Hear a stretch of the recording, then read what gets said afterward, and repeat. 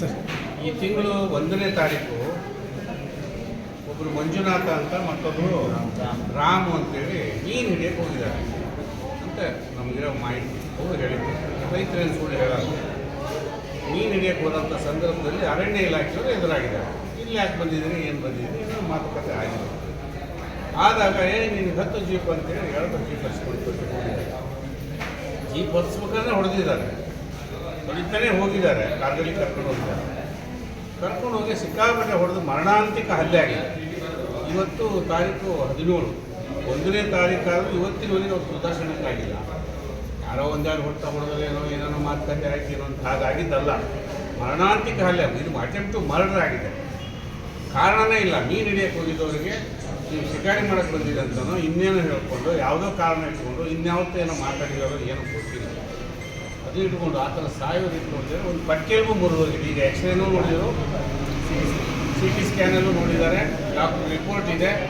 ಪಕ್ಕೆಲ್ಗೂ ಮುರಿದು ಶ್ವಾಸಕೋಶಕ್ಕೆ ಅದು ಚುಚ್ಚಿರೋ ಸಂಭವ ಇದೆ. ನಿಮೋಥೆರಾಕ್ಸ್ ಅಂತ ಮೆಡಿಕಲ್ ಭಾಷೆಯಲ್ಲಿ ಹೇಳ್ತಾರೆ. ನಿಮೋಥೆರಾಕ್ಸ್ ಆಗಿಲ್ಲ ಅಂತಾರೆ. ನಿಮೋಥೆರಾಕ್ಸ್ ಆದರೆ ಅದು ಜೀವಮಾನಡಿ ಭಾಳ ಡೇಂಜರಸ್ ಇಶ್ಯೂ ಅದು.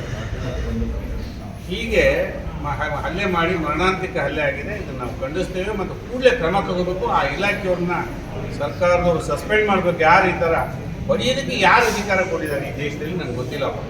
ನಾವು ಸಮಯ ಸಂದರ್ಭಗಳು ಉಪಯೋಗಿಸಿ ಅಂತ ಪೊಲೀಸ್ ಕೈಲಿ ಮಾತ್ರ ಕೋಲ್ ಕೊಟ್ಟಿದ್ದೇವೆ, ಲಾಠಿ. ಸಮಯ ಸಂದರ್ಭಗಳು ಉಪಯೋಗಿಸಿ ಅಂತ ಗನ್ ಕೊಟ್ಟಿದ್ದೇವೆ. ಅದು ಸಮಯ ಸಂದರ್ಭ. ಈ ದೇಶಕ್ಕೆ ಗಂಡಾಂತರ ಬಂದಾಗ, ಸಾರ್ವಜನಿಕ ಜೀವನಕ್ಕೆ ಗಂಡಾಂತರ ಬಂದಾಗ ಹೊಡೆದಿ ಕೋಲ್ ಕೊಟ್ಟಿರೋದು. ಇವರು ಯಾರೋ ಇನ್ನೋಸೆಂಟು. ಈ ಮಲೆನಾಡಿನಲ್ಲಿ ನಮ್ಮದೊಂದು ಅಭ್ಯಾಸ, ನಮ್ಮದೊಂದು ಸಂಸ್ಕೃತಿ, ನಮ್ಮದೊಂದು ಆಚಾರ ಅದು. ಮೀನು ಹಿಡಿಯಕ್ಕೆ ಹೋಗೋದು, 10 ಮೀನು ಹಿಡಿಯೋದು, ಹಿಡಿಬಾರ್ದು. ಹಿಡಿಯೋದು ನಮ್ಮದೊಂದು ಭಾಗದಿಂದ ಬಂದ ಸಂಪ್ರದಾಯ. ಅವರನ್ನು ಹಿಡ್ಕೊಂಬಂದು ಈ ಥರ ಹಲ್ಲೆ ಮಾಡ್ತಾರೆ, ಮರ್ಡರ್ ಮಾಡೋ ಪ್ರಯತ್ನ ಮಾಡ್ತಾರೆ ಅಂದರೆ ಇವ್ರನ್ನ ಸಸ್ಪೆಂಡ್ ಮಾಡಬೇಕು. ಕೂಡಲೇ ಕ್ರಿಮಿನಲ್ ಕೇಸ್ ಹಾಕಬೇಕು ಮತ್ತು ಅವರನ್ನು ಅರೆಸ್ಟ್ ಮಾಡಬೇಕು. ಈಗ ಸಂಬಂಧಪಟ್ಟ ಸಿಬ್ಬಂದಿನ.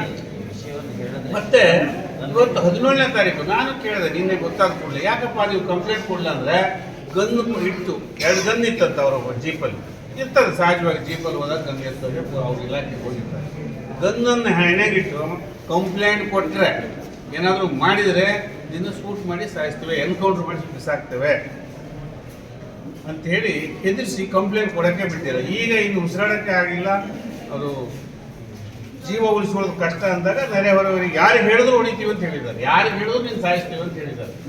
ಯೋಗ ಅಲ್ಲಿ ಇಲ್ಲಿ ಗೊತ್ತಾಗಿ ಜನ ವಿಚಾರಿಸಿದ್ದಾರೆ. ಆಮೇಲೆ ಅವರು ಬಾಯಿ ಬಿಟ್ಟಿದ್ದಾರೆ. ಅಷ್ಟು ಹೆದರಿಕೆ ಹುಟ್ಟಿಸಿದ್ದಾರೆ. ಆಸ್ಪತ್ರೆ ಕೂಡ ಹೋಗಕ್ಕೆ ಬಿಟ್ಟಿಲ್ಲ.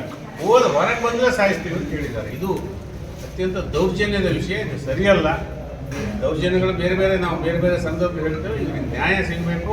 ಅವರ ಆರೋಗ್ಯವಾಗಿ ಬೇಗ ಗುಣಮುಖರಾಗಲಿ ಅಂತ ಟ್ರೀಟ್ಮೆಂಟ್ ಕೊಡಿಸೋದ್ರ ಜೊತೆಗೆ ಸರ್ಕಾರದಿಂದ ಅವ್ರನ್ನ ಅರೆಸ್ಟ್ ಮಾಡಬೇಕು, ಸಸ್ಪೆಂಡ್ ಮಾಡಬೇಕು, ಕೇಸ್ ಆಗಬೇಕು ಅಂತ ನಾನು ಆಗ್ರಹ ಮಾಡ್ತೇನೆ. ಮತ್ತು ಅವರೀಗ ಕೇಸ್ ಆಗೋವರೆಗೂ ನಾವೊಂದು ಅದನ್ನು ಯಾವ ರೀತಿ ಹೋರಾಟ ಮಾಡಬೇಕು ಅಂತ ನಾವೊಂದು ರಾಜಕೀಯ ಪಕ್ಷವಾಗಿ ಯೋಚನೆ ಮಾಡ್ತೇವೆ ಮತ್ತು ಸಾರ್ವಜನಿಕನಾಗಿ ಕೂಡ ನಾನು ಯೋಚನೆ ಮಾಡ್ತೇನೆ.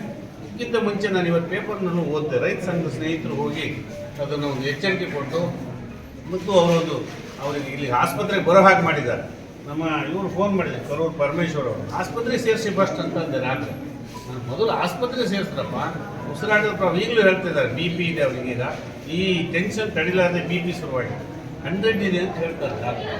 ಅದಕ್ಕೆ ಇಲ್ಲೇ ಟ್ರೀಟ್ಮೆಂಟ್ ಮಾಡ್ತಾರೋ ಅಥವಾ ಮುಂದಿನ ಹೊರದರೋ ಬೇರೆ ಚಿಕಿತ್ಸೆ ಶಿವಮೊಗ್ಗ ಕಳಿಸ್ಬೇಕು ಅನ್ನೋದು ಈ ವೈದ್ಯರು ತೀರ್ಮಾನ ಮಾಡ್ತಾರೆ. ಅದರೊಳಗೆ ಈಗ DYSP ನಾನು ಮಾತಾಡಿದ್ದೇನೆ ಮತ್ತು ನಮ್ಮ ರೈತ ಸಂಘ ಸ್ನೇಹಿತರು ಮಾತಾಡಿದಾರಂತೆ. ಹೇಳಿದ್ರು DYSP ಈಗ ಈ ತಕ್ಷಣ ಕಳಿಸ್ತೀನಿ ಅಂತ ಹೇಳಿದ್ದಾರೆ ಇನ್ಸ್ಪೆಕ್ಟರ್ನ. ಅವ್ರು ಬರೋವರೆಗೆ ನಾವು ಇಲ್ಲೇ ಇರ್ತೇವೆ. ಬಂದು ರಿಪೋರ್ಟ್ ತೊಗೊಂಡು FIR ಆಗಿ ಅವ್ರನ್ನ ಅರೆಸ್ಟ್ ಮಾಡಬೇಕು. FIR ಏನು ಮಾಡಿದ್ದಾರೆ ಅಂದರೆ ಆಸ್ಪತ್ರೆಗೆ ಒಂದು ಇಂಟಿಮೇಷನ್ ಮಾಡ್ಯಾರ. ಭಾರಿ ಬುದ್ಧಿವಂತರು ಈ ದೇಶದ ಕೆಲವು ಸರ್ಕಾರಿ ನೌಕರರು. ಜನರ ಕೆಲಸ ಮಾಡೋದ್ರಾಗಲ್ಲ, ರೈತರ ಕೆಲಸ ಮಾಡೋದ್ರಾಗಲ್ಲ. ಒಂದು ಕೇಸ್ ಹಾಕ್ಬಿಟ್ಟು ಇಲ್ಲಿಗೆ ಇನ್ಫಾರ್ಮ್ ಮಾಡ್ಯಾರ. ಅವ್ನಿಗೆ ಟ್ರೀಟ್ಮೆಂಟ್ ಇಲ್ಲಿ ಕೊಡಿಸೇ ಇಲ್ಲ.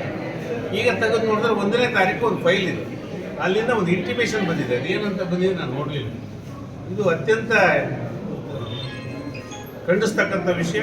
ಈ ಅಧಿಕಾರಿಗಳಿಗೆ ಒಂದು ನೌಕರರು ಕೆಲವರಿಗೆ ಎಲ್ಲರಲ್ಲ ಅಧಿಕಾರಿಗಳನ್ನು ಕಂಟ್ರೋಲ್ ಇರ್ತಕ್ಕಂಥ ಕೆಲಸವನ್ನು ಸರ್ಕಾರ ಮಾಡಬೇಕು, ತಾಲೂಕು ಆಡಳಿತ ಮಾಡಬೇಕು, DC ಮಾಡಬೇಕು ಮತ್ತು ಸಂಬಂಧಪಟ್ಟ ಇಲಾಖೆಯವರು ಮಾಡಬೇಕು. ಅವ್ರ ಮೇಲೆ ಈ ಕ್ಷಣದಿಂದ ಕ್ರಿಮಿನಲ್ ಕೇಸ್ ಹಾಕಿ ಅರೆಸ್ಟ್ ಮಾಡಬೇಕು.